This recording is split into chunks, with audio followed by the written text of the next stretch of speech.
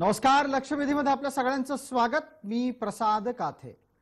कोरोनाचा प्रादुर्भाव महानगर मुंबई बरोबर राष्ट्रीय राजधानी दिल्लीमध्येही वाढतोय. दिल्लीमधली थंडी सगळ्यांनाच परिचित आहे.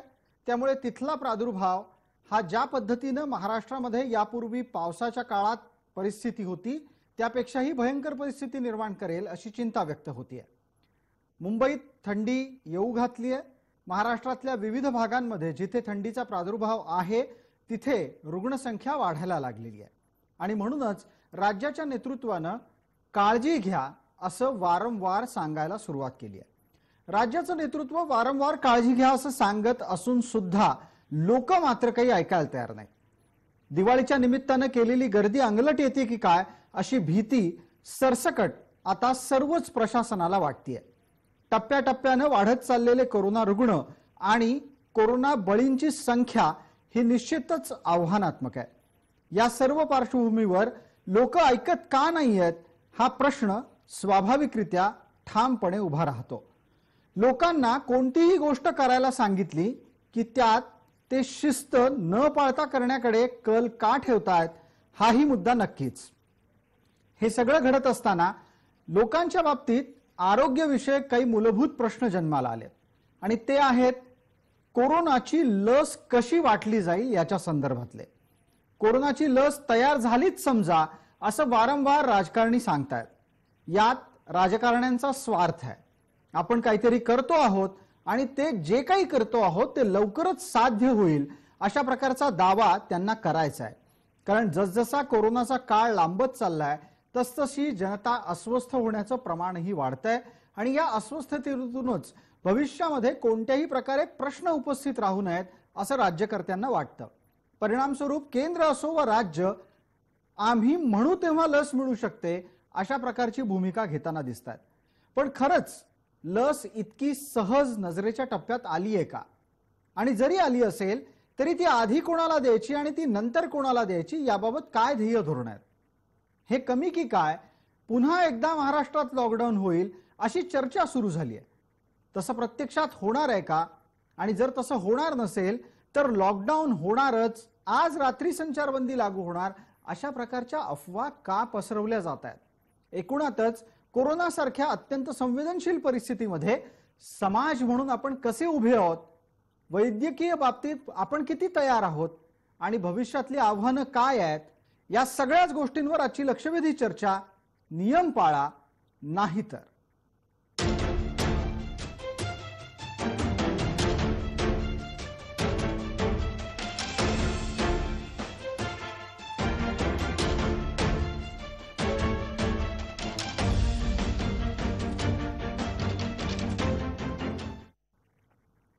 आज लक्षवेधीमध्ये आपल्या सोबत सहभागी होतात डॉक्टर अविनाश भोंडवे, अध्यक्ष महाराष्ट्र IMA. त्याचबरोबर आपल्या सोबत माजी पोलीस अधिकारी या नात्यानं सहभागी होतात धनराज वंजारी. आरोग्य विश्लेषक म्हणून आपल्या सोबत दोन जण आहेत, डॉक्टर समीर चौधरी आणि डॉक्टर अमोल अन्नदाते. सर्व मान्यवरांचं या चर्चेमध्ये स्वागत. एक अत्यंत थेट आणि पहिला प्रश्न पोलीस अधिकारी या नात्यानं मला धनराज वंजारी यांच्याकडून समजून घ्यायला आवडेल. धनराजजी, पोलिसांच्या माध्यमातून नियम तोडणाऱ्यांशी कसं वागायचं याचे काही स्पष्ट संकेत आहेत. या पोलिसांना आजवर दंगल नियंत्रणाचा अनुभव आहे, गर्दी नियंत्रणाचा अनुभव आहे, पण साथ संसर्गाच्या परिस्थितीमध्ये ती गर्दी आटोक्यात कशी ठेवायची याचं काहीही प्रशिक्षण अद्याप तरी पोलीस दलाला मिळाल्याचा कोणताही अनुभव दिसत नाही. कारण अत्यंत स्वाभाविकरित्या जुनी साथ येऊन जवळपास 100 वर्ष उलटून गेलेली आहेत. 1918 मध्ये हिवतापाची साथ आली आणि त्याच्यानंतर आता जागतिक पातळीवरचा हा साथ संसर्ग 2020 मध्ये घडताना दिसतोय. अशा वेळेला पोलीस दलाच्या माध्यमातून आणि पोलिसी बळाचा वापर करून कोरोना बाबतीत सार्वजनिक क्षेत्रात वागण्याचे आणि वावरण्याचे निकष आणि नियम लोकांच्या गळी उतरवता येणार आहेत का? पोलिसांसमोर हे फार मोठं आव्हान असणार आहे प्रसाद. कारण राजकारणाचा भाग याच्यातला आपण सोडून दिला आणि शासन आणि प्रशासन अशा दोन फळ्यांवर जर आपण विचार करायला लागलो तर आज शासनाची जी भूमिका आहे, आज पंतप्रधान जे बोलले त्याच्यावरून समाज मन, जसं व्यक्तीला मन आहे तसं समाजाला जे मन आहे ते समाज मन विचलित झालेलं आहे. समाज मनामध्ये संभ्रमावस्था निर्माण झालेली आहे. त्यावरून गर्दी आणि उद्रेक या दोन गोष्टी अगदी अपरिहार्य आहे. आता तू म्हटला की या स्पेसिफिक याचं ट्रेनिंग पोलिसांना नाहीये, त्याची गरज नाहीये. पोलिसांना गर्दी कशी कंट्रोल करायची, नियम कसे लावून ठेवायचे, त्या बरहुकूम लोकांच्या रांगा लावायच्या, त्या पद्धतीनं 5-5, 7-7 लोक सोडायचे ते पोलीस करू शकतील. हा दंगल नियंत्रण आणि इतर कायदा सुव्यवस्थामध्ये जे पोलिसांना प्रशिक्षण दिलं जातं त्याच्यामध्ये पोलीस तरबेज आहे आणि सक्षम सुद्धा आहेत. पण आता या परिस्थितीमध्ये होणार काय? याच पोलिसांच्या वागण्यातले टप्प्याटप्प्याचे बदल आपल्या डोळ्यासमोर असतीलच. ज्या वेळेला अतिशय कठोर पद्धतीनं टाळेबंदी लागू करायची होती त्यावेळेला पोलीस लाठी उगारत होते. कालांतराने समाजाच्या कडून प्रतिक्रिया यायला लागली, पोलिसांनी लाठी बाजूला ठेवली आणि ते हात जोडून सांगायला लागले. या दरम्यान समाजातले बाधित आणि पोलीस यांचा संपर्क आला, पोलीस दलामध्ये बाधा झाली आणि पोलिसांनी सरळ सरळ आता तुमचं तुम्ही बघून घ्या, आम्हाला जमलं तर आम्ही तुम्हाला सांगायचा प्रयत्न करू, तुम्हाला ऐकायचं असेल तर तुम्ही ऐका, अशा प्रकारच्या भूमिकेपर्यंत आले. कारण पोलिसांना स्वतःच्या जीवाची काळजी आहे. पोलिसांना हे कळून चुकलेलं आहे की आत्ताच्या घडीला त्यांना बाधा झाली तर त्यांच्या पाठीशी कोणी उभं राहणार नाही आणि परिणाम स्वरूप समाजाला सार्वजनिक ठिकाणी जी शिस्त पाळली जाणं अपेक्षित होतं ती पाळली जाताना दिसत नाहीये. समाज किती जबाबदार याची चर्चा आपण करूच, पण आत्ताच्या घडीला शिस्त पालनाची प्रामुख्यानं जी जबाबदारी पोलिसांवर आहे ती पाळण्याच्यासाठी पोलिसांनी अंगचोर भूमिका घेतली आहे का धनराजजी? नाही, पोलिसांनी अंगचोर भूमिका घेण्याचा प्रश्नच नाही आहे प्रसाद. पोलीस अंगचोर भूमिका घेऊ शकत नाही. पोलीस हा एक सिव्हिलियन फोर्स आहे, लक्षात ठेवा. हे काही मिलिटरी ऑर्गनायझेशन नाहीये. पोलीस डेमोक्रॅटिक पॅटर्न मध्ये जेव्हा सिव्हिलाइज फोर्स असतं तेव्हा लोकांचं पहिला समजूत घालणं, त्यांना समजावून सांगितलं, त्यांना स्वतःच्या आरोग्याविषयी कल्पना देणं आणि त्यांच्याकडून नियमाचं आपसूक पालन करून घेणं हे पोलिसांचं पहिलं मानवीय कर्तव्य आहे. मग अशा वेळी कोणी ऐकत नसेल तर काही नमुने दाखल केसेस दाखल करून अशांवरती ताडण करणं म्हणजे इतरांना एक एक्झाम्पल तयार होतं की आपण असं केलं तर पोलीस आपल्यावर केसेस घेतात. हे दुसरी स्टेप आहे. आणि तिसरी स्टेप जशी तू म्हणाला की पोलिसांनी हात जोडून आता तुमचं तुम्ही बघा, याच्यावरती आम्हाला आता काही करायचं नाही, कारण जास्त कमी जास्त काय झालं तर पोलिसांवर सुद्धा मागच्या काळामध्ये केसेस झालेले आहे.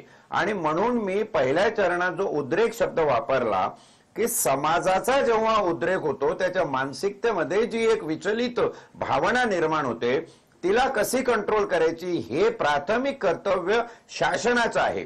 परिस्थिती चिघळल्यावर पोलीस आपलं कर्तव्य पार पाडतील आणि जी काही परिस्थिती असेल ते आटोक्यात आणण्याचा जीवापाड प्रयत्न करतील.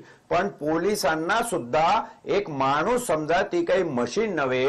पोलिसांना सुद्धा जेव्हा बाधा होते आणि पोलिसांचं आयुष्य पणाला लागतं त्यावेळी मात्र पोलीस एक माणूस म्हणून जो विचार करतो तो असा करतो की बाबा रे, तुला सगळे कायदे माहिती आहे, रोजच्या रोज सगळे नियम तुला सांगितले जात आहेत, तरीही तू ऐकणार नसशील तर तू तुझं बघ. ही अगदी अंतिम शेवटची आणि अपवादात्मक भूमिका असते. ही आपण अतिशय स्पष्टपणे एक गोष्ट सांगितलीत की हर प्रकारे पोलीस आपापल्या जबाबदाऱ्या पार पाडतायत. मात्र शेवटच्या टप्प्यात आपण जे म्हणालात ते महत्वाचं आहे की पोलीस आता आपल्या पद्धतीनं पण अपवादात्मक स्थितीमध्ये भूमिकेत गेलेले आहेत. अमोल अन्नदाते आपल्या सोबत आहेत. अमोल अन्नदाते, चर्चेच्या सुरुवातीला खरं तर लोक का ऐकत नाहीयेत असा प्रश्न अपेक्षित असेल अनेकांना, पण पोलिसांच्या कडून जनतेच्या आणि पर्यायानं गर्दीच्या नियंत्रणाची चर्चा यासाठीच सुरू केली कारण कायदा लागू करा, कायद्याचं पालन करा असं ज्या वेळेला प्रशासन म्हणतं त्यावेळेला प्रशासनाच्याच एका महत्वाच्या घटकाकडून त्याच्या प्रकारची अंमलबजावणी अपेक्षित असते. आता मुद्दा इथे असा उपस्थित राहतो की पोलिसांनी हर प्रकारे प्रयत्न केला. पोलीस याच्यासाठी वारंवार मी उल्लेख करतोय कारण आता थेट त्यांची जबाबदारी आहे. मला आता प्रश्न तुम्हाला असा विचारायचा आहे की प्रत्यक्षात जनता ऐकत नाहीये हे सुद्धा तेवढंच खरं आहे. लोकांना आता काय केलं म्हणजे कळेल की परिस्थिती गंभीर आहे, थंडीचे दिवस आहेत, तब्येत सांभाळायला हवी.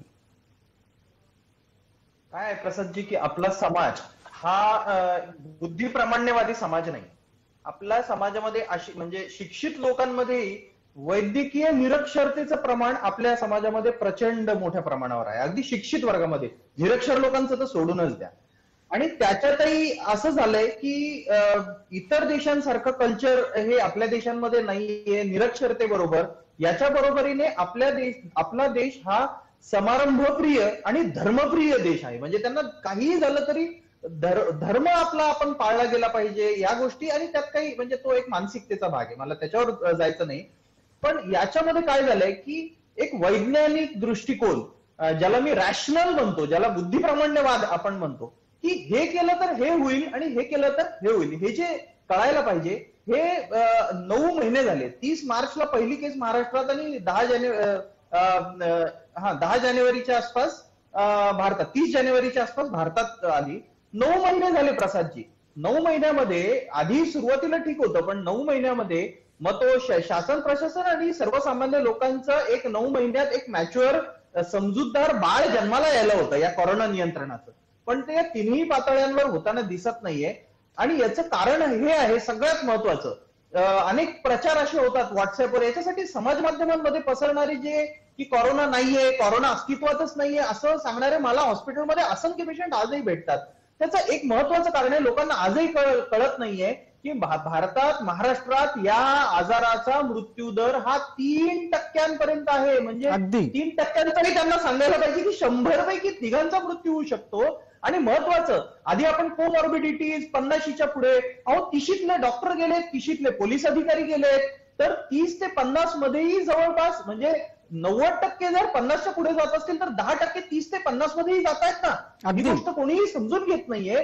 आणि म्हणून या सगळ्या गोष्टी मला असं वाटतं होत आहे की मृत्यूदर जो आहे ना तो सिरियसली घेतला जात नाही. मृत्यूदर सिरियसली घेतला जात नाहीये. आणि नुसतं मृत्यूदरापुरतं राहून म्हणजे चर्चा मर्यादित राहणार नाही, त्याच्याही पलीकडे जाऊन, म्हणजे अर्थात मृत्यूदर हे सगळ्या घटनाक्रमाचं एक परिमाण आहे मोजण्याचं. आपल्याला अविनाश भोंडवेंसाठी पुढचा प्रश्न असेल. अविनाशजी, डॉक्टर अमोल अन्नदाते यांच्याकडून एका महत्वाच्या शब्दाचा उल्लेख झाला, तो आहे वैद्यकीय निरक्षरता. IMA महाराष्ट्र राज्यातल्या रुग्णांना आणि पर्यायानं समाजाला या निरक्षरतेतून दूर करण्यासाठी पावलं उचलते का, आणि लोकांचा प्रतिसाद काय आहे? कारण वारंवार आपण हे सांगतो आहोत की हात धुवा, मास्क घाला, सुरक्षित अंतर पाळा. लोक नुसती हो हो म्हणतात, पुन्हा पहिले पाढे 55. बरोबर आहे प्रसादजी. इंडियन मेडिकल असोसिएशन तर्फे महाराष्ट्र राज्यातर्फे एक खूप मोठं पाऊल आणि महत्वाच्या गोष्टी आम्ही केल्या. 29-30 जानेवारीला भारतात पहिली केस निघाली केरळमध्ये, परंतु आम्ही इंडियन मेडिकल असोसिएशन महाराष्ट्र राज्याने 23 जानेवारीलाच एक कोरोना संदर्भातली महत्वाची माहिती, कशी काळजी घ्यायची, कसं प्रतिबंध करायचा, याचं एक प्रेझेंटेशन आम्ही हे केलं होतं. आणि ते सर्व ठिकाणी, सर्व गावांमध्ये, आमच्या सर्व शाखांमध्ये पाठवलं होतं. आणि त्याचं अनेक ठिकाणी त्याची होर्डिंग्स करून, त्याची पत्रकं करून ती वाटली होती. इव्हन 1-2 आपल्या वाहिन्यांवरही त्या संदर्भातले कार्यक्रम झाले. त्यानंतरही आजपर्यंत हे जे प्रतिबंधक उपाय कसे पाळावेत याबद्दल गणेशोत्सवात आणि इतर गोष्टीतही ह्या गोष्टी केल्या गेल्या होत्या. आणि ठिकठिकाणी या सांगितल्या जातात. प्रत्येक दवाखान्यामध्ये प्रत्येक डॉक्टर ह्या गोष्टी सांगतोय. आणि तरीही आता जसं अमोलजी म्हणाले त्याप्रमाणे आपल्या देशामध्ये वैद्यकीय निरक्षरता तर आहेच, पण त्याचबरोबर कुठल्याही गोष्टी ज्या वैद्यकीय आहेत, ज्या सत्य आहेत, ज्या अद्ययावत आहेत, ह्या समजून घेण्याची क्षमता आणि समजून घेण्याची तयारी आपल्या लोकांमध्ये नसते, अगदी सुशिक्षित लोकांमध्ये सुद्धा. आणि त्याला आपण वैद्यकीय निरक्षरता म्हणू किंवा वैद्यकीय साक्षरतेचा अभाव म्हणू. आणि त्यामुळं असं होतं की आपल्या देशामध्ये कुठलाही एखादा वैद्यकीय गोष्ट अशी की जी समाजहिताच्या, सामाजिक आरोग्याच्या दृष्टीने आवश्यक आहे, त्याला कायदाच बनवावा लागतो. रस्त्यावर थुंकू नये, रस्त्यावर कचरा टाकू नये, सार्वजनिक ठिकाणी धूम्रपान करू नये, हे कायदे का करावे लागले? कारण आपल्या इथं या गोष्टी समजल्याच जात नाहीत आणि त्या गोष्टी समजून त्याप्रमाणे लोक वागत नाहीत, ही वस्तुस्थिती आहे. अगदी. या निमित्तानं मग आता एक पटकन नागपूर मधला अनुभव ऐकूयात. आपल्या सोबत नागपूरहून डॉक्टर समीर चौधरी आहेत. डॉक्टर समीर चौधरी, मुंबई पुण्याची कहाणी काही वेगळी नाहीये, नागपूरची परिस्थिती काही वेगळी नाहीये, हे सरळ सरळ आकड्यावरून दिसतच आहे. नागपूरमध्ये साधारणपणे तुम्ही ज्या वेळेला एखाद्या गोष्टीबाबत लोकांना सांगता आणि खास करून रुग्णांना सांगता की अमुक गोष्ट करू नका, त्याचा प्रतिसाद काय मिळतो? लोक कशा पद्धतीने रिॲक्ट होतात? म्हणजे हा प्रश्न तुम्हाला आणि डॉक्टर अन्नदातेंना मी यासाठी वेगळा वेगळा विचारेन, कारण ग्रामीण भागामध्ये कोरोनाच्या बाबतीत सर्वाधिक निष्काळजीपणा दिसतोय.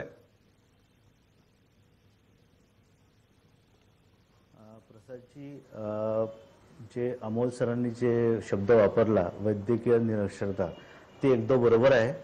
आणि याच्यासाठी आपण काही करू शकत नाही. एक साधारण सिंपल एक्झाम्पल देतो. मी ENT स्पेशलिस्ट आहे. सगळीकडे लिहिलं असतं तंबाखूच्या पाऊचमध्ये तंबाखू खाल्याने कर्करोग होतो, सिगरेट पिल्याने कर्करोग होतो, तरी आपण इतके वर्ष झाल्यावरही हे प्रिव्हेंट करू शकत नाही. तर मला वाटतं आपण ही बाब सोडून द्यावं, हे प्रयत्न चालू ठेवायचे. पण as far as increase in cases आपण कन्सिडर करतो आहे, तर त्यासाठी आम्ही अजूनही सुसज्ज आहे. आम्ही कुठलेही वॉर्ड बंद केलेले नाही आहे. कुठलेही जे सिस्टीम्स आहे सगळे आमचे पूर्व सुरू आहे. आणि आम्ही तयार आहोत की जर रुग्ण वाढले, रुग्णसेवा द्यायची गरज पडली, तर पूर्वी जसं आपण ज्या पीक पिरियडमध्ये आपण सेवा दिली, ती सेवा आपण द्यायला आजच्या स्थितीमध्ये तयार आहोत. अगदी. आपण असं सांगता आहात की आपण योग्य पद्धतीने ती सेवा देण्यासाठी तयार आहात. अमोल अन्नदाते, एक प्रश्न त्या निमित्तानेही विचारला गेला होता, ज्याची चर्चा तुमच्याकडूनही अपेक्षित करतो. ग्रामीण भागामध्ये कोरोनाच्या बाबतीत बेफिकिरी जास्त काय? ग्रामीण भागामध्ये साहजिकच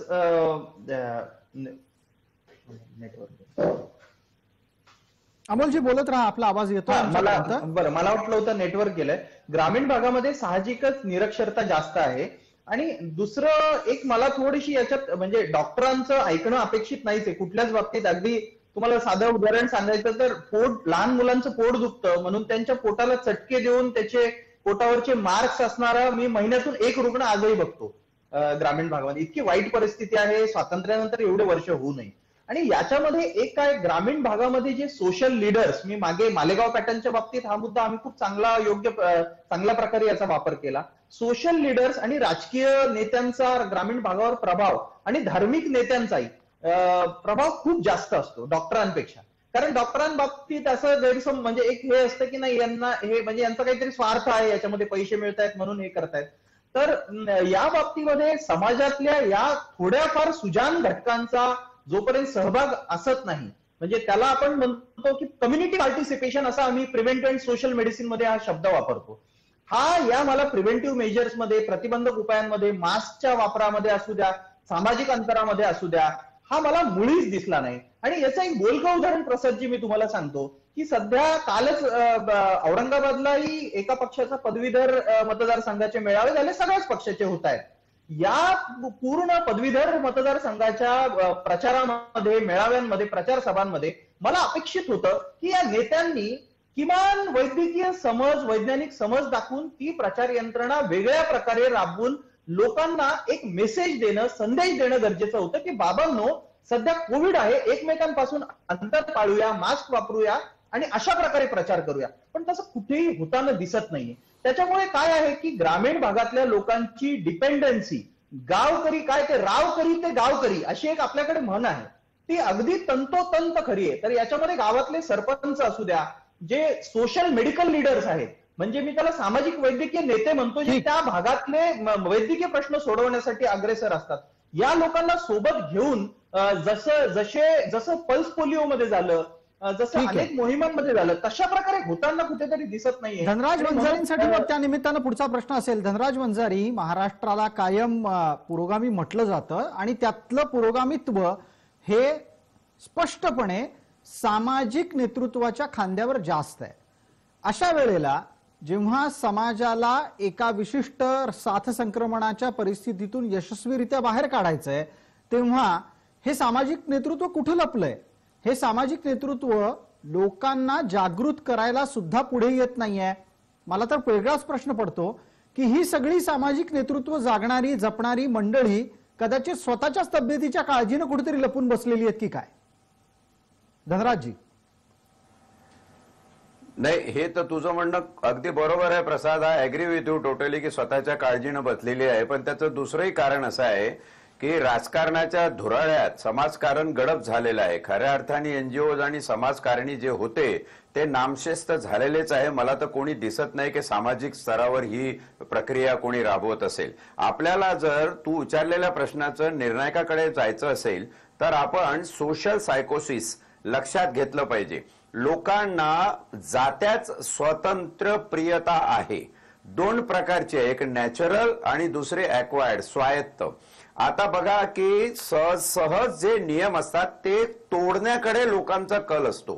उदाहरणार्थ ट्रॅफिकच्या झेब्रा क्रॉसिंगच्या पुढे येऊन उभं राहिलं की त्याला खूप शहाणा झाल्यासारखं वाटत असतं आणि टर्र गाडी काढून तो असा सगळ्यांच्या समोर सिग्नल तोडून जात असताना त्याला वाटतं ही समबडी ग्रेट. ही जी सोशल सायकोसिस आहे हा एक प्रकारचा एक सामाजिक रोग आपल्या समाजामध्ये आहे. आणि दुसरी ॲक्वायर्ड, त्याला डिसिप्लिन जेव्हा आपण लावण्याचा प्रयत्न करतो तेव्हा तो पहिला आपल्या नॅचरल फ्रीडमचा विचार करतो आणि म्हणून ही परिस्थिती आहे. याचा अर्थ प्रसाद असा नव्हे की सगळं खापर नुसतं जनतेच्या डोक्यावर फोडायचं.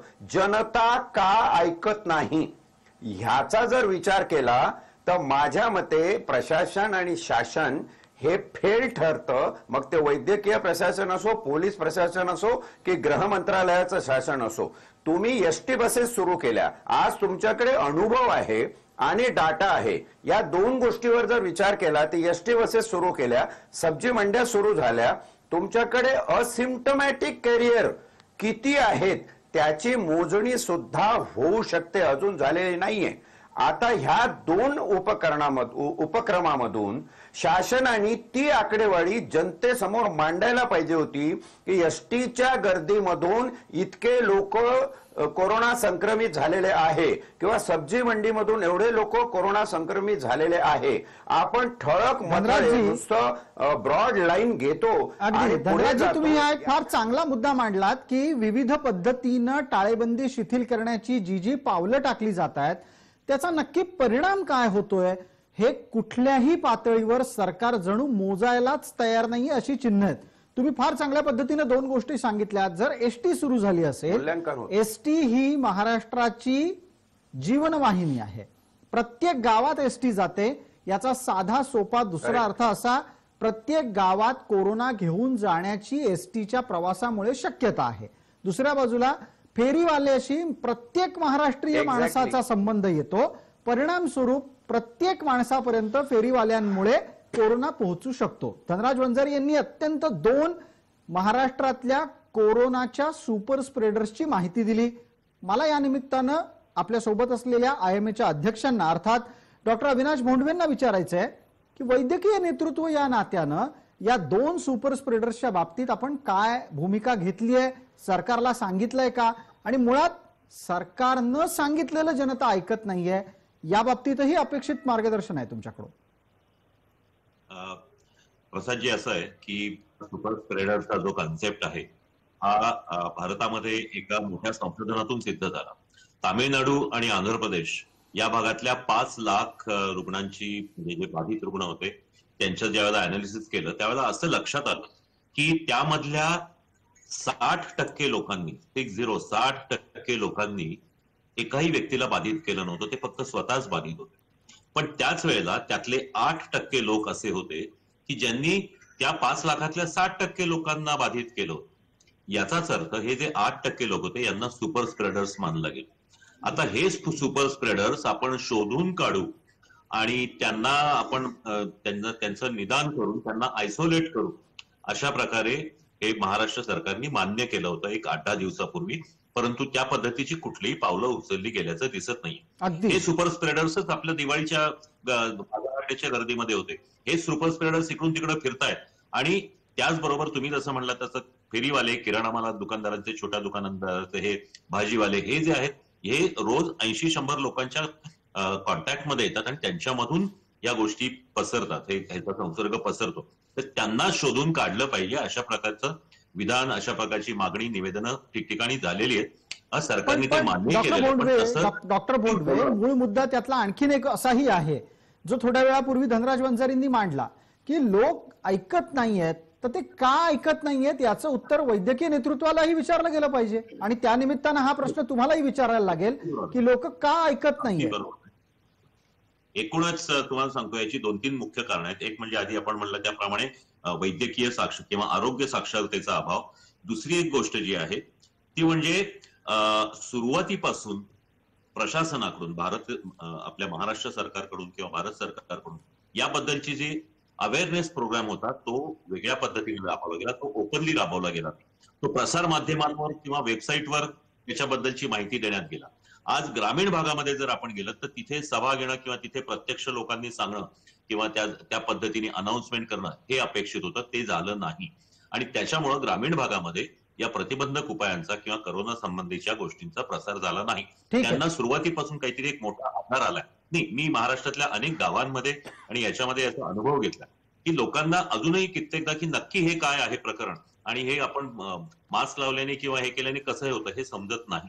हे सोप्या भाषेमध्ये पुन्हा पुन्हा समजावून सांगायला पाहिजे. आणि तिसरी सर्वात महत्वाची गोष्ट म्हणजे ग्रामीण भागामध्ये आज आपण जर पाहिलं ह्या गोष्टींचा परिणाम जास्ती झालेला दिसतो की कोरोनाचा पेशंट आहे, तुम्ही म्हणताय 3%, याचा अर्थ 97% बरं होतात आणि एवढा रिकव्हरी रेट वाढलाय, 80% लोकांना काहीच होत नाही. हे जे आहे ना याचा परिणाम मात्र निश्चित झालाय. त्याच्यामुळे एक प्रकारची धास्ती जाऊन लोक थोडे जास्त बेफिकिरी आलेली आहे, धास्ती जाऊन बेफिकिरी आलेली आहे.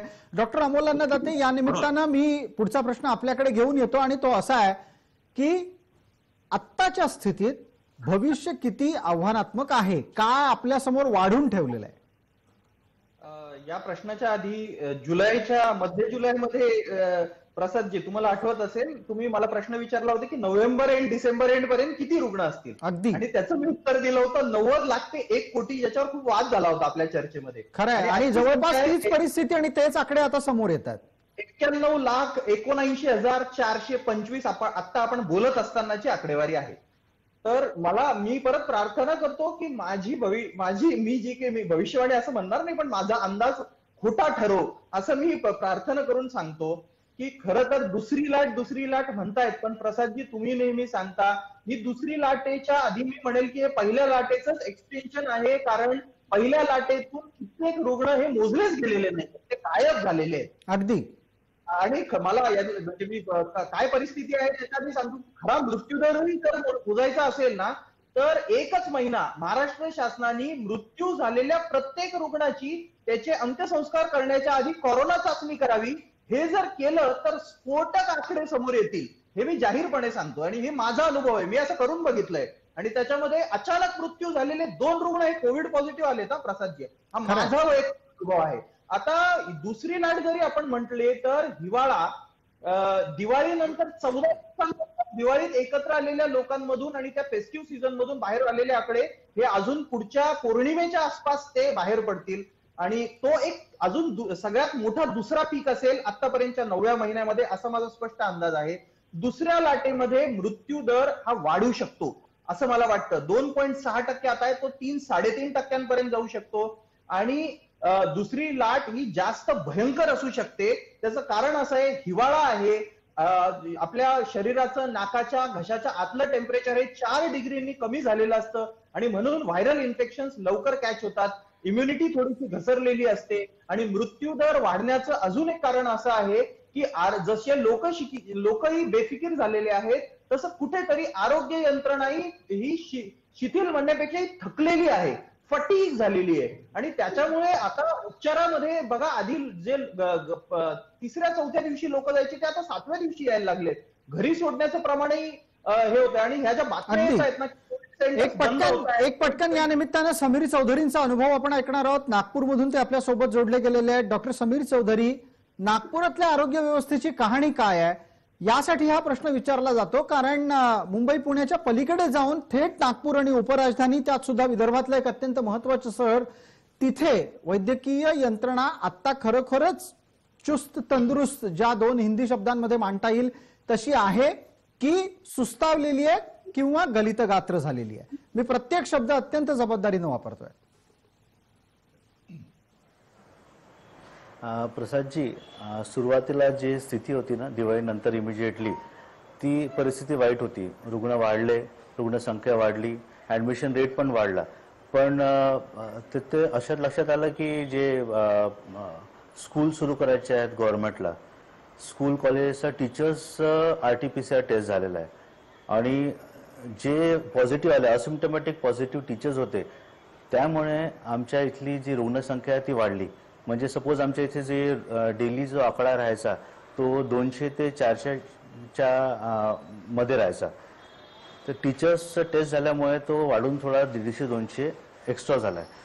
पण नागपुरात जे रुरल पॉप्युलेशन आहे त्याच्यामुळे डेफिनेटली हा जो रेट आहे तो इन्क्रीज झालेला आहे. आणि एक जे अमोलजींनी जे प्रश्न मांडला होता की जे डेथ रेट आहे म्हणजे अपार्ट फ्रॉम कोविड, ते म्हणतात की हे यांची चाचणी होत नाही. पण माझ्या माहितीप्रमाणे असं आहे की जोही रुग्ण डायग्नोसिस झाला नाही तरी अचानक मृत्यू झाला किंवा हॉस्पिटल मृत्यू झाला, अशा रुग्णांचेही मॉर्च्युरीमधनं सॅम्पल पाठवून त्याची तपासणी होते आणि नंतरच मग त्यांचं क्रियाकर्म अंत्यसंस्कार होतं असं माझ्या माहितीप्रमाणे आहे. तर ते पेशंट ते रुग्ण सुटलेले आहे तपासणीपासून असं नाही आहे.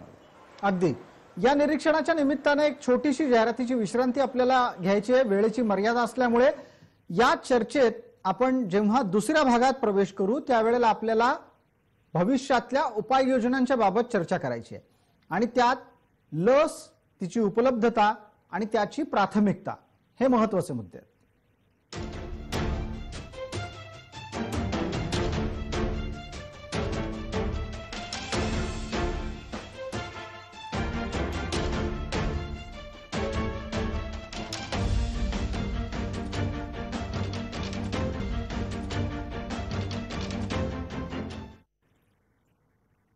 नमस्कार, लक्षवेधीमध्ये आपल्या सगळ्यांचं स्वागत. दुसऱ्या भागातली चर्चा ही कोरोनाच्या प्रतिबंधात्मक लसीच्या संदर्भातली. आपल्या सोबत विविध मान्यवर आहेत. मला त्या निमित्तानं पहिला मुद्दा डॉक्टर अविनाश भोंडवे यांच्याकडे न्यायचा आहे आणि तो आहे लशीच्या संदर्भातला.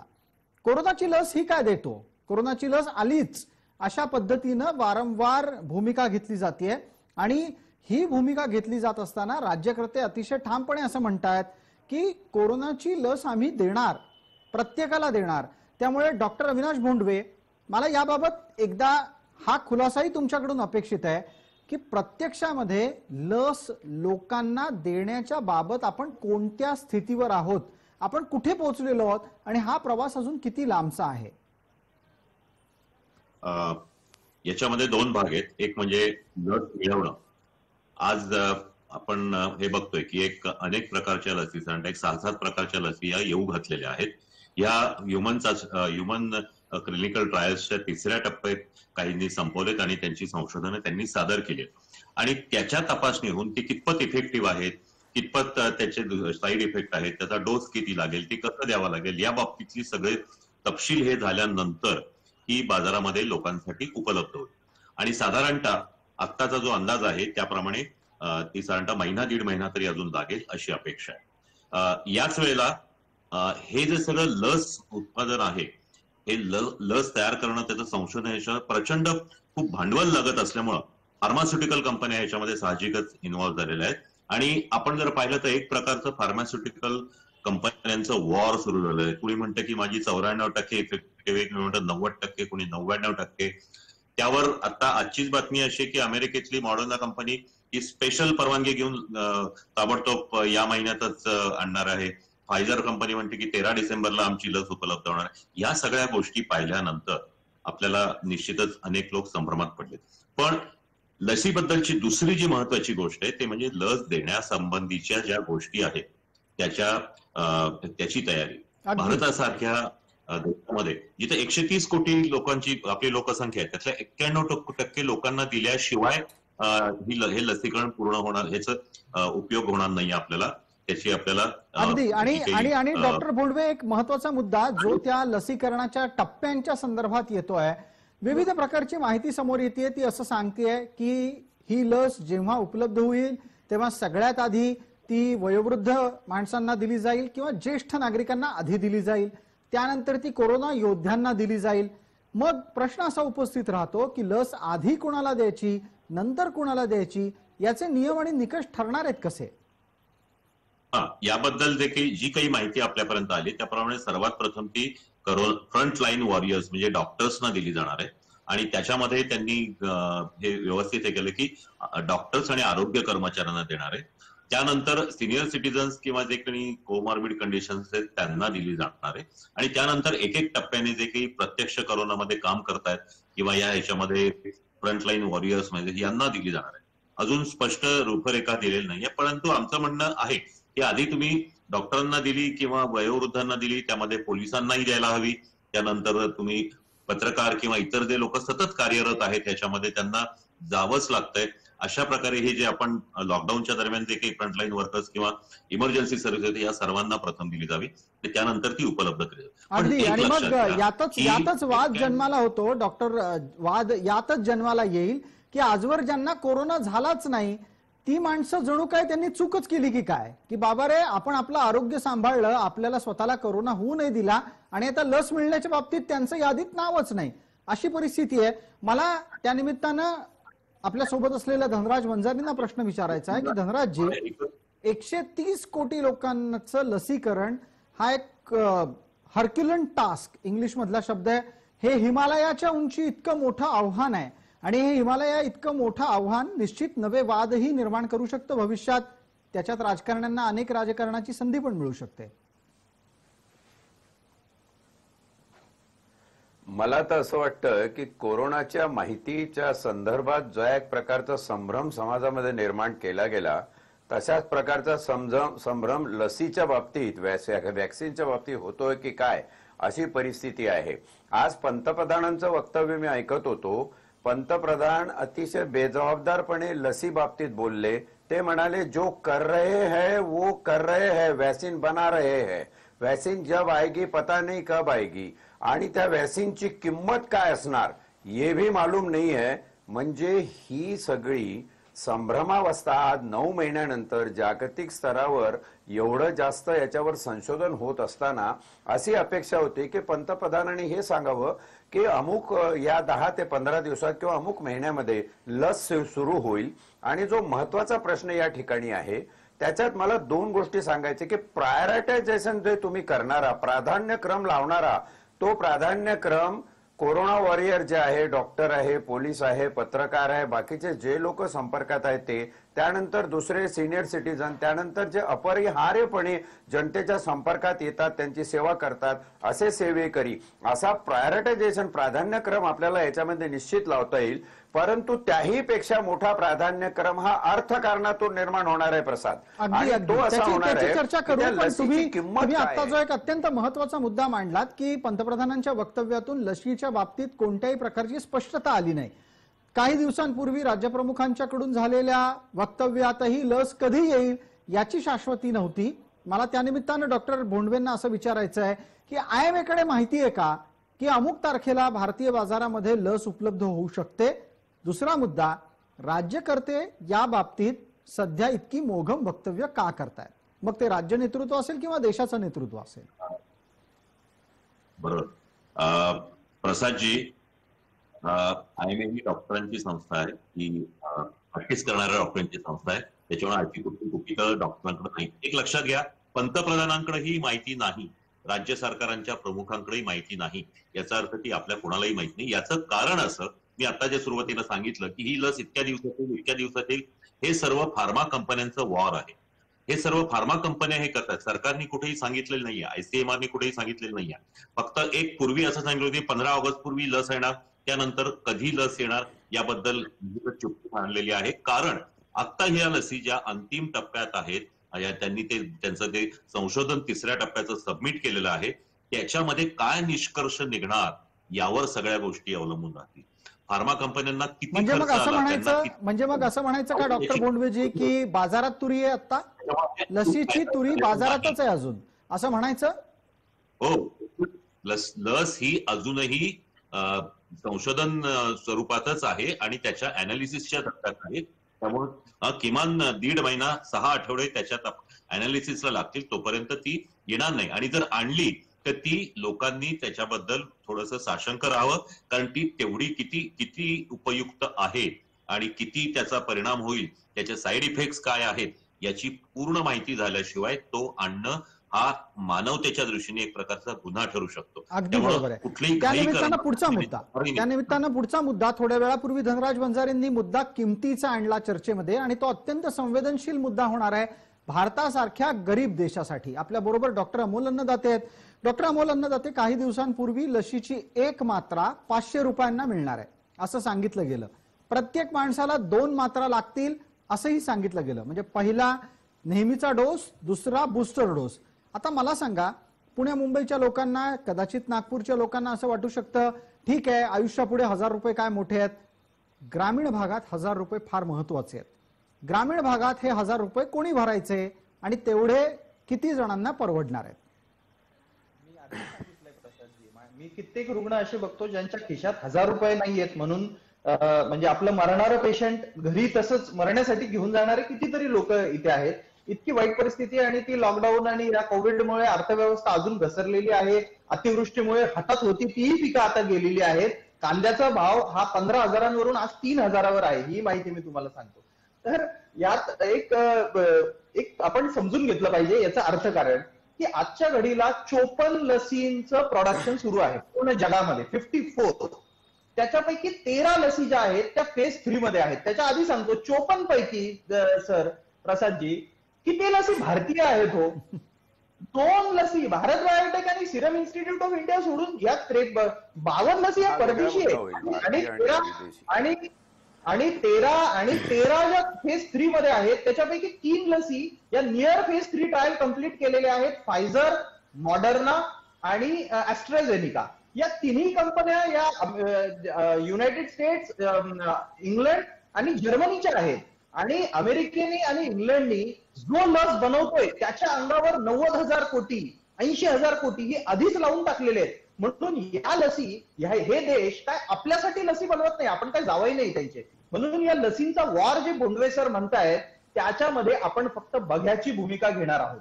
म्हणजे लस हे आजच्या घडीला मला तरी एक मृगजळ वाटतंय. आणि सगळ्यात महत्वाचं जे बाजारात तुम्ही म्हटले, अहो लस म्हणजे काय अमृत कलश नाही स्वर्गातून आलेला की त्याचा 1 चमचा घेतला आणि तुमच्या कोविडचा विषय संपला, असं नाहीये. या गैरसमजुतीतून आपण आधी बाहेर पडलं पाहिजे.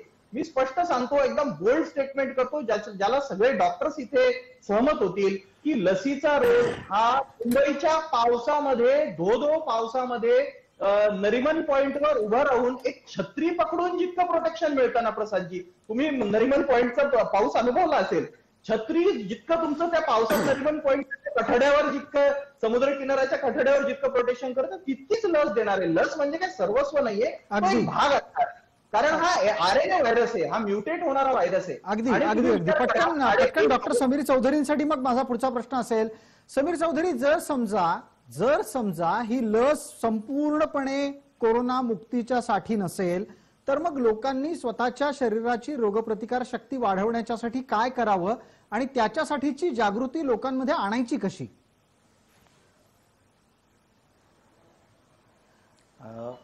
प्रसादजी, अल्टिमेटली प्रश्न पुन्हा तो हर्ड इम्युनिटीवर येतोय. आता जसं बोंडवे सरांनी सांगितलं की हा फार्मास्युटिकल कंपनीचा वॉर आहे. एक कुठलीही लस डेव्हलप करायला मिनिमम 1 वर्षाचा कालावधी लागतो. जरी आपण आता काही दिवस पहिले कोरोनाचा वाढदिवस साजरा केला आहे, पण तो कोरोनाची फर्स्ट केस मिळाल्यानंतरचा आहे, वॅक्सिनचा नाही आहे. तर 1 वर्ष अजून व्हायचंच आहे. आणि लोक आता फार्मास्युटिकल कंपनीज जे आहेत ते प्रयत्न करतात की आम्ही कसं फेज 3 ट्रायल जो आहे तो स्किप करून या पॅन्डेमिक सिच्युएशनचा फायदा घेऊन लवकरात लवकर आपली लस बाजारात कशी आणायची याचा वॉर सुरू आहे. दुसरा प्रश्न म्हणजे असा आहे की आपल्यासारख्या 130 कोटीच्या आपल्या जनसंख्येत हे पॉसिबलच नाही. आता कालचा आकडा आहे की फक्त 13 कोटी लोकांचं टेस्टिंग झालंय. 13 कोटी लोकांचं टेस्टिंग झालंय. तर एवढ्या 130 कोटी लोकांना लसी देणार कधी तुम्ही? किती वेळ लागेल त्यांना? पोलिओ इरेडिकेशनसाठी एवढा वेळ लागला तर हे इट इज नॉट पॉसिबल. आणि एक कुठला वॅक्सिनचा जो रोल आहे तो फक्त इम्युन सिस्टीमला बूस्ट अप करायचा आहे, to identify the virus and to boost up the immune system, एवढंच आहे. अगदी या मुद्द्यावर धनराज वंजारींनाही काही मत मांडायचं, एकदा त्यांचं मत ऐकूया, मग पुढचा प्रश्न आहेच माझा. धनराजी, आपण पटकन बोला, 1 मिनिट भराचा वेळ आहे आपल्याकडे. हा पटकनच सांगतो. हे जे बोललं जातं का फार्मास्युटिकल कंपनीचा वॉर आहे, मी इंटेलिजन्स डिपार्टमेंटमध्ये काम केलेला पोलीस अधिकारी अगदी जबाबदारीने सांगतोय, हे फार्मास्युटिकल कंपनीचं वॉरबीर काही नाही आहे. फार्मास्युटिकल कंपनीची क्रिमिनल कॉन्स्पिरसी आहे. उद्या सरकारला डिक्लेअर करू द्या की लस फ्री ऑफ कॉस्ट दिली जाईल. बघा, लस लवकरही येते आणि लसीचं प्रोडक्शनही तुमच्या समोर पटकन उभं राहतं. सरकार आणि फार्मास्युटिकल कंपनी यांच्यामधलं जे अर्थपूर्ण संबंध आहेत, एक सलोखा किंवा क्राईम करण्याची जी ह्या दोघांची वृत्ती आहे, त्याच्यामध्ये जनता भरडली जाणार आहे. धनराजजी, आपण हा तर्क थोडासा खुलवून सांगा की लसीला किंमत असेल तर ती उशिरा येईल आणि ती जर सरकार मोफत वाटणार असेल तर ती लवकर येईल. या दोन गोष्टी कशा काय जोडून पाहायच्या? कारण कसं आहे, सरकार एका स्टँडर्ड भावानी लसी तयार करणार किंवा त्यांच्या एक्सपर्ट्स कडून सरकार भारतीय लसी तयार करून घेणार. रशिया करतील, ऑस्ट्रेलिया जी सरकार आहे ते करून घेतील. अशा प्रकारे जर लसी आल्या तर त्या फ्री ऑफ कॉस्ट जनतेला दिल्या जातील, तेव्हा हा प्रश्न सुटेल. तुम्ही जर यासाठी मोठमोठे जागतिक स्तरावरचे फार्मास्युटिकल टायकून म्हणतो मी, टायकून, दे आर गँग ऑफ डॉन्स या फार्मास्युटिकल्स मध्ये, त्याच्याकडे जर जाल तर तो पहिला तुमच्या खिशाला कसं लुटेल याचा विचार करेल. आणि म्हणून हे वॉर जरी म्हणत असले तरी माझ्यासाठी हे वॉर नाहीये, ही एक सांघिक क्रिमिनल कॉन्स्पिरसी आहे. एवढ्या मोठमोठ्या फार्मास्युटिकल कंपन्या आहे की एखाद्या देशातलं गव्हर्नमेंट बदलून टाकू शकतात, एवढी त्यांची अर्थसत्ता प्रबल आहे. धनराजजी, आपण अत्यंत महत्वाचा आणि तितकाच संवेदनशील मुद्दा मांडलेला आहे. इतिहासामध्ये अशी अनेक उदाहरणं आहेत की जिथे केवळ आणि केवळ फार्मा कंपन्यांच्या भल्यासाठी मानवाला धोक्याच्या स्थितीत आणणारे अनेक रोग जन्माला घातले गेलेले आहेत. तुम्हाला बऱ्याचदा सर्व प्रेक्षकांना आतापर्यंत फ्लूच्या अनेक कहाण्या कानावर पडल्या असतील. बर्ड फ्लू आला, टॅमी फ्लू घ्या, स्वाईन फ्लू आला, टॅमी फ्लू घ्या. अशा पद्धतीनं एका विशिष्ट गोळीचंच उत्पादन आणि विशिष्ट संदर्भातलं प्रिस्क्रिप्शन यापूर्वी अनेकदा दिलं गेलं होतं. नंतर त्या टॅमी फ्लूच्या जन्माची कहाणी शोधायला गेल्यानंतर अमेरिकेतल्या राजकारणाशी संबंधित असलेला एक फार मोठा व्यक्ती त्या कंपनीचाच संचालक निघाला. एकूणच काय तर या फार्मा कंपन्यांचे उद्योग हे मानवाच्या समोर नवे नवे रोगांचे विषाणू आणून त्यांचं आव्हान वाढवणं असंच असतं का काय, असाही प्रश्न जन्माला येतो. डॉक्टर बोंडवेंना मला विचारायचंय. डॉक्टर बोंडवेजी, जर समजा लस ही फार्मा कंपन्यांच्या अंतर्गत युद्धाचा आणि धनराज वंजारी यांच्या मतानुसार गुन्ह्याचा भाग असेल, कटाचा भाग असेल, तर डॉक्टर म्हणून आपण काय करणार आहोत? आपल्या समाजाला या प्रकारच्या एका नकारात्मक भूमिकेतून वाचवण्यासाठी डॉक्टरांनी काय करायचं? तुम्ही म्हणताय तो प्रश्न खूप महत्वाचा आहे आणि हा अनेकदा या पद्धतीने चर्चेला गेला आहे. त्याच्यामध्ये काही समज निश्चित आहेत पण काही गैरसमजही आहे. सर्वात प्रथम मी एक सांगतो की एक साधारणतः दीड महिन्यापूर्वी पंतप्रधान मोदीजींनी असं जाहीर केलं होतं की भारतातल्या प्रत्येक व्यक्तीला लस मोफत दिली जाईल. तुम्हाला आठवत असेल तर मध्यंतरी आपण एका चर्चासत्रामध्ये असंही बोललो होतो की बिहारच्या निवडणुकीच्या काळातही त्यांनी तसं भाजपने तसं जाहीर केलं होतं की तिथला सर्व जण. त्याचबरोबर त्याच वेळेला एक असं होतं की काही 8,000 कोटी 8,000, 10,000, 15,000 कोटी अशी काहीतरी रक्कम भारत सरकारने वेगळी ठेवली आहे असंही हे ठरवलं. त्यानंतर सिरम इन्स्टिट्यूटच्या पुणेवाल्यांनी सुरुवातीला असं सांगितलं होतं की ही लस $3 त्यानंतर आता परवाचं स्टेटमेंट आहे की ते $1,000 असं एकूण किमतीचा प्रकार असा आहे की जर भारत सरकारने ती मोफत हे करायची तर त्यांना साहजिकच त्या औषध कंपन्यांकडून घ्यावी लागेल. आणखीन एक महत्वाची गोष्ट म्हणजे भारतातल्या 130 कोटी लोकांना द्यायला एक कंपनी पुरेशी पडणार नाही. त्याबरोबर आपल्याला इतर अनेक कंपन्यांची आपल्याला हे करायला लागेल. एकाच वेळेला काही मोठ्या प्रमाणात 2 किंवा 3 किंवा 4 कंपन्यांशी आपल्याला त्या पद्धतीने लसी बनवून घ्याव्या लागतील, त्याचे पैसे सरकारला द्यावे लागतील. सर्वात महत्वाची गोष्ट, ह्या लसीच्या किमतीबरोबर त्याचं जे शीत तापमान आपल्याला सांभाळावं लागतं, त्याची जी शीत साखळी सांभाळावी लागते ती साधारणतः -25 डिग्री, आता फायझरच्या लसचं असं आलं होतं की -70 डिग्री सेंटीग्रेड पर्यंत ते सांभाळायला लागत होतं, जी भारतात शक्य नाही. भारतासारख्या देशामध्ये जिथं प्रामुख्याने ग्रामीण भाग आहे त्या भागामध्ये या पद्धतीने हे करण्यासाठी वेगळी रचना, वेगळी आपल्याला तयार करावी लागेल सिस्टीम. आणि त्यासाठी महाराष्ट्र सरकारने ही आता मध्यंतरी सगळी माहिती घेतली होती. ठिकठिकाणी प्रत्येक ठिकाणची आरोग्य केंद्र, प्राथमिक आरोग्य केंद्र गव्हर्नमेंट हॉस्पिटल या ठिकाणी हे यांची शीतसाखळी निर्माण करण्यासाठी किंवा ती मेंटेन करण्यासाठी काय व्यवस्था आहे, त्याच्यामध्ये काय उभं करावं लागेल, काय आपल्याला भर टाकावी लागेल, हा सगळा भार सुद्धा भांडवल सरकारला सोसावं लागणार आहे. आता प्रश्न असा येतो की हे सगळं आपल्याला परवडणार आहे, हाही भाग आहे. त्याच्यामुळे जसे नाही, जसे काही पण एका बाजूला हा सगळा मुद्दा असताना माझा प्रश्न आपल्याला हा होता, डॉक्टर काय करणार आहेत? डॉक्टर केवळ प्रिस्क्रिप्शन लिहून देणार आणि मोकळे होणार आहेत की रोगप्रतिकारक शक्ती वाढवण्यासाठी जनप्रबोधन करणार आहेत? मी हे यापूर्वी बोललोय आणि अनेक डॉक्टर्सही बोलले, डॉक्टर अन्नदातेही तेच मान्य करतील की फार्मा कंपन्या जे सांगतायत की आमची लस प्रभावी आहे, हे न करता जे त्यांचे रिसर्च होऊन त्याच्यावर जो अनालिसिस त्याचं येईल, या ज्या अधिकृत संस्था असतात प्रत्येक देशाच्या, जशी भारताची ICMR आहे, अमेरिकेची FDA किंवा युरोपमध्ये त्यांच्या संस्था आहेत, या देशांच्या संस्थांनी या लसीचं अनालिसिस करून जे काही खरं बाहेर निघेल त्या पद्धतीच्याच गोष्टीचा डॉक्टर पुरस्कार करतील. म्हणजे त्यामध्ये जी लस सर्वात चांगली ठरेल तीच लस वापरण्याचं डॉक्टर निश्चितच हे सांगतील. आपल्याकडे भारतामध्ये समजा 3 लसी वापरायच्या असतील तर त्याच्यामधली कुठली लस सर्वात जास्ती चांगली आहे, ज्याचे कमी धोके आहेत, हे त्या अनालिसिस मध्ये त्या संशोधन संस्थेने, अधिकृत संशोधन संस्थेने सांगितलंय. त्याच गोष्टींचा भारतीय डॉक्टर नक्की पुरस्कार करतील आणि मी हे अगदी खात्रीने सांगतो. म्हणजे त्यामध्ये भारतीय डॉक्टर कुठेही लोकांचं नुकसान व्हावं, आपला फायदा व्हावा, फार्मा कंपन्यांचा फायदा व्हावा असा व्ह्यू ठेवणार नाही. ठीक आहे डॉक्टर अन्नदाते, शेवटचे 30 सेकंद. एकूणात काय तर लोकांनी स्वतःची काळजी घेणं जास्त गरजेचं. लस येईल तेव्हा येईल, तुर्तास तरी हात धुवा, सुरक्षित अंतर पाळा आणि मास्क घाला, याच्याशिवाय पर्याय नाही. या निमित्ताने 30 सेकंदात 2च गोष्टी सांगतो की आता ज्या गोष्टी आपल्याकडे उपलब्ध आहेत ना, लस सध्या मास्क ही सगळ्यात चांगली लस आहे, ती वापर करा. आणि धनराज सरांनी जे सांगितलं की 2 प्रश्न आपण चर्चेच्या शेवटी उपस्थित करू की प्रायव्हेट कंपन्यांकडे जायचं नसेल तर स्वातंत्र्यानंतर 73 वर्षानंतरही आपल्याकडे आपल्या सरकारची एक अशी संस्था, अशी व्यवस्था नाहीये जी लस बनवण्यामध्ये स्वयंपूर्ण आहे, ती का झाली नाही. आणि दुसरं, आपण येणाऱ्या लसीबद्दल बोलतो. अरे गोवर सारखी जी लस आहे, ज्यांनी मुलगा वाचू शकतो आणि ज्यांनी आज कित्येक मृत्यू होत आहेत, ती आजवर भारतातल्या फक्त 60% मुलांना मिळाली गेल्या 40 वर्षात. एवढंच मला सांगायचं. अगदी तुम्ही भारतीय संस्थेच्या निमित्तानं एका अत्यंत संवेदन विषयाला छेडलंय. वेळेची मर्यादा आहे म्हणून, अन्यथा त्याच्यावर स्वतंत्र चर्चा घडली असती की हाफकिन कोण विकून खात आहे, कोण मोडून खात आहे, त्याची वेगळी चर्चा करण्याची खरंच गरज आहे. आणि केवळ खाजगी लस बनवणाऱ्या संस्थाच भारतात जगवायच्या आहेत का? अर्थात त्याच्यासाठी एक दिवस निश्चितच आपण परत भेटू. तुर्तास लक्षवेधीमध्ये इथेच थांबतोय. ताज्या बातम्यांसाठी आपण सगळ्यांनी पहा फक्त जय महाराष्ट्र.